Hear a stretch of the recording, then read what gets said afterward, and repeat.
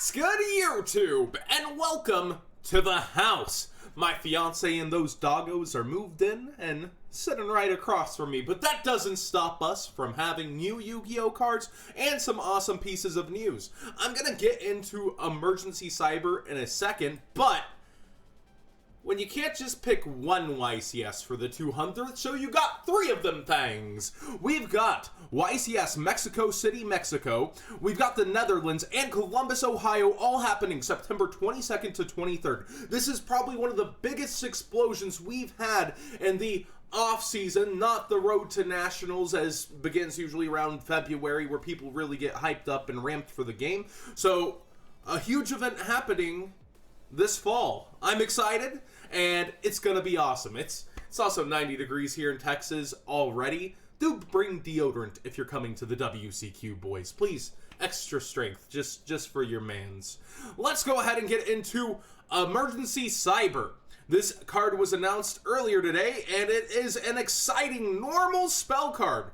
You can only activate a card with this card's name once per turn. Add from your deck to your hand either one Cyber Dragon monster or one light machine monster that cannot be normal summon / set. There's actually a decent option for this. We'll get into that.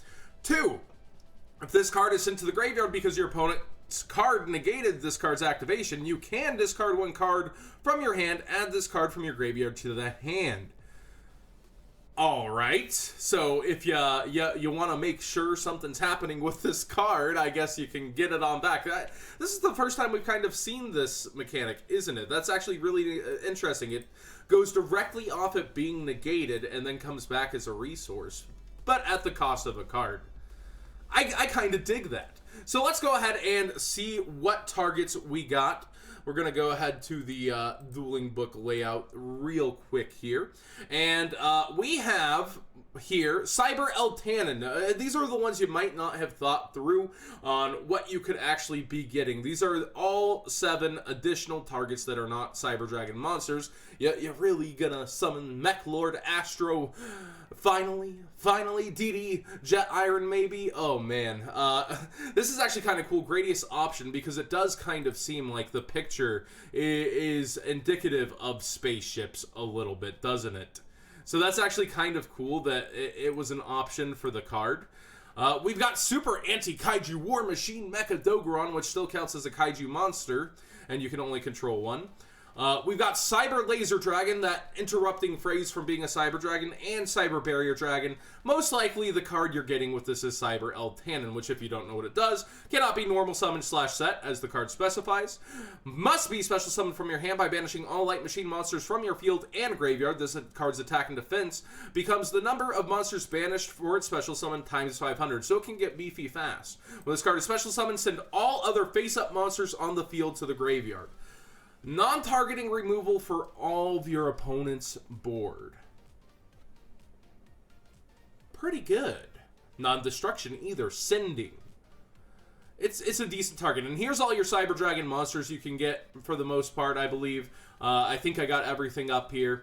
But we got the new 2 cards. Toon Cyber Dragon being an interesting option for it as well, perhaps in other decks. But I would think you would just use Toon Table of Contents if you're only using this to thin your deck further and get to your strategies faster. Overall, a decent spread for this card. I think this is a huge welcome boost to Cyber Dragons. Some of the best support out of everything that we have seen from the newer cards. What set is this actually in? This is in... Is this in Cyber... Yeah, no? Is this in Collector's Pack? Alright. So this might be in time for the WCQ if I'm not mistaken. I think this, yeah, that's their version of Battles of Legends. So we could see that in time for the WCQ. Let's go ahead and go back into our zoomed in layout because we got 3 new cards, one of which kind of excites me. Here's a new 3 pointers upwards. Oh, John, why is that good?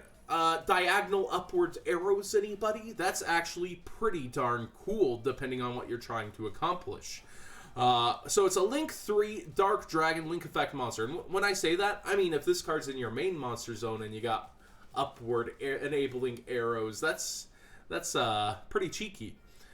Link 2 2+ Dragon monster. So we're continuing with that theme from our cards earlier. It needs specifically dragons. 4K Media's name is probably Flash Charge Dragon. You cannot place a monster on zones this card points to. Well, there goes away the cheekiness, because you're not going to be able to get any kind of extra link off of this in the cheesy sideways way. Once per turn, if a monster is normal/special summoned to a zone this card points to, you can destroy one monster this card points to, and if you do, inflict 500 damage to your opponent. So you can make sure that their first summon to their extra monster zone, however, is blocked off. Like, you can also, like, kind of maybe get several zones with this, but I feel like overall it's meant to, like, stave off their extra monster zone for a monster. When a card or effect that targets this card is activated, quick effect, you contribute one monster and negate that activation. I don't think that's the best effect, but at least it's some protection. I actually really am more excited for Hibernation Dragon here. Attack 600, defense 1500. You can only use this card's first and second effects once per turn each. If this card was normal/special summoned, you can target one level 4 or lower dragon monster in your graveyard, add it to your hand. Now this is where it gets extra spicy. During your turn, except during the turn this card was sent to the graveyard, if you do not control a link monster, you can banish this card from your graveyard, then target a dark dragon link monster in your graveyard. Special summon it. Let's go back to the dueling book layout and just think of the best dark dragon link monster that currently exists. Oh right, Borlo Dragon. Yeah, that's actually just straight up exciting. It's got sideways arrows for your zones. I like this. And then our second card actually kind of combos with the topologic kind of cards. This is Triggering Worm, or Trigger Worm. A level 2 Dark Dragon effect monster, attack 600, defense 600.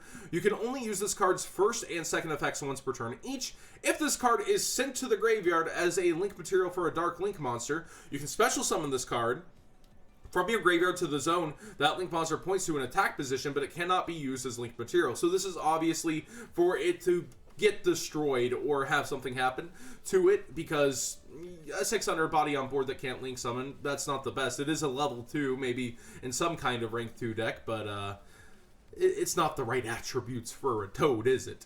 If this card is destroyed or banished by a link monster's activated effect, draw one card. You're getting extra advantage for triggering Topological Bomber Dragon? That seems pretty good. Now, the one thing I do want to emphasize, though, is maybe Synchros is where this would lead to. You've already enabled the link zone. You have arrows pointing downwards. You're summoning this back, and it doesn't have restriction on extra deck. They only restricted you from continuing to go into links, leaving the creativity of this card to continue. And that's also a once per turn effect, so you're able to recur this multiple turns in this fashion. These are two nice cards. I would not underestimate either of these cards. They're pretty cool, and they're in Collector's Pack 18 too, it looks like.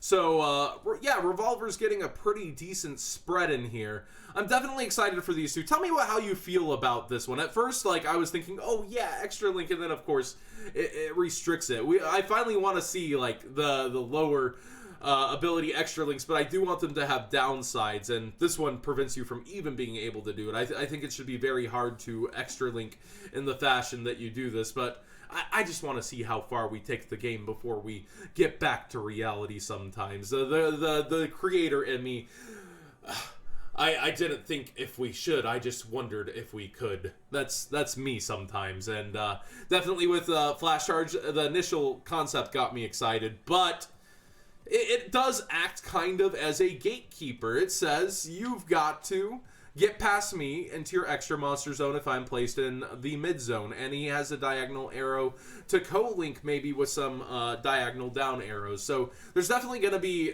continuing like ways for this to get better as link monsters are developed. But I'm super excited about these two, and I am super excited about our Cyber Dragon Searcher. Just a spell card, a ROTA for them. Oh yeah, ROTA. That can't be around, but how about just a straight up Cyber Dragon Searcher? Will that do it for you? You know, no, not a Power Bond Searcher, but a Cyber Dragon Monster Searcher. or Cyber Eltanin Searcher. Seems pretty good to me. But what do you guys think? I definitely want to hear from you guys. I'm pretty excited for all these cards. I'm excited for the events coming up. I'm excited for the WCQ. I'll probably be going to Ohio depending on the dates. That's pretty close to Disney for me, actually. I'll have to think about that one. But, man, the 200th, that would be so hard to miss. So, thank you all for joining. Give this a thumbs up if you did enjoy it, and subscribe if you already aren't.